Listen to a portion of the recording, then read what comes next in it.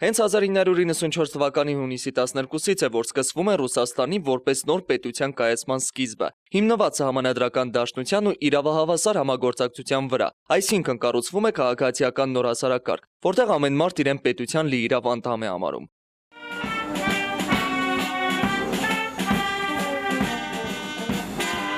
Самое главное, что у нас люди почувствовали себя свободными. Կարևորն այն է, որ մեր երկրում մարդիկ իրենց ազատ զգան։ Մի քանի ամիս առաջ անցած ընտրություններն հենց այդ մասին են վկայում։ Տոնական ճառեր, տոնական խոսքեր եւ տոնական տրամադրություն։ Յուրաքանչյուր բարձրացված բաժակ հայ-ռուսական ամուր բարեկամության մասին է ազդարարում։ Դարերի խորքից է գալիս հայ-ռուսական բարեկամությունը,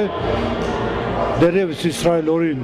իր հույսը լրիվ կապել Ռուսաստան։ Յուրաքանչյուր շնորհավորական խոսքից հետո անպայման լսվում է հետևյալը. Մեր պապերն են հիմք դրել այս ամենին, մենք պարտավոր ենք այն ամուր պահել ու զարգացնել։ У нас очень большие планы. Շատ ծրագրեր կան առաջիկայում, որոնք հուսով ենք իրականություն են դառնալու։ Պատմությունն է ասում, եղեք եղբայրներ, որովհետև այլ ընթրակ չկա։ Говорит. Պատմականորեն հայ-ռուս բարեկամությունը դարերից է գալիս ու դարեր է գնալու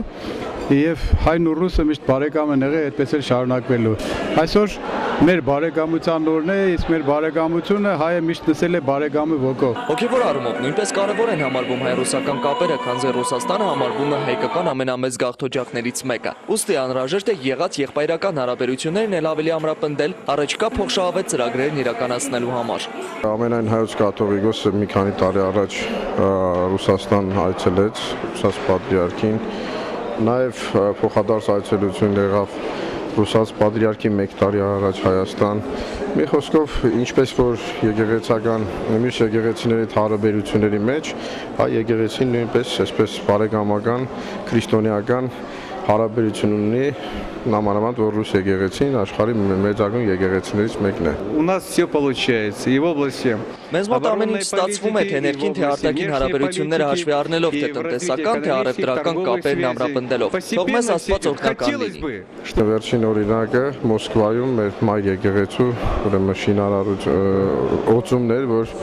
մի քանի ժամանակ առաջ տեղի ունեցավ։ Ռուս պաշտոնյաները հայերի հետ ուրախանում են, զուգահեռ էլ հիշում, թե հայրենիքում ինչպես են տոնել այս օրը։ Յուրաքանչյուր քաղաքում այն յուրովի է նշվում, յուրաքանչյուր ոք յուրովի է այսօրվան պատրաստվում, նշում է Ռուսաստանի Դաշնության հյուպատոս Վասիլի Կորչմարը։ Для нас 12 июня Մեզ համար нормально. ունիսի 12-ն արդեն դարձել է ավանդական տոն, որը մեզ ոգևորում է։ Մենք հավատում ենք մեր երկրի զարգացմանը։ Միջոցառումը Գյումրիում նշեցինք փոքր մասշտաբով, իսկ Դաշնության մայրաքաղաքում կայանալիք յուրահատուկ տոնին մենք այստեղից կնայենք ու կուրախանանք, ասում են ռուսները։ Էդգար Բաղդասարյան, Խաչատուր Գևորգյան, Ազդարաշ։